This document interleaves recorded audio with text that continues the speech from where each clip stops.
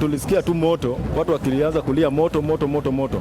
Sasa tukaanza kupiga kelele pale juu ili watu wakaribie waone, kwa sababu sisi tumewekwa hapa tunaangalia hizi mali yenye unaona ziko hapa kwa hii barabara. Sasa tumeanza kupiga kelele ili tuone kama watu watakuja tupate usaidizi. Moto ilianzia wapi kwenye mjengo huu? Moto ni kama ilianzia chini, kwa sababu tuliona moto ikitokea hapa chini ikienda juu. Hiyo ndio maana nikaita wenzako nikwambia unisaidie kupiga kelele ili watu waone kenye inatendeka hapa.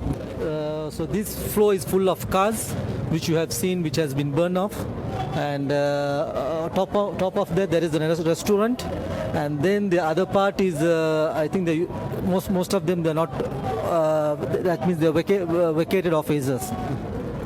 As far as what I know, because I don't know exactly what is there, but this floor is full of cars. I think if I'm not wrong, more than 100 cars they are gone already.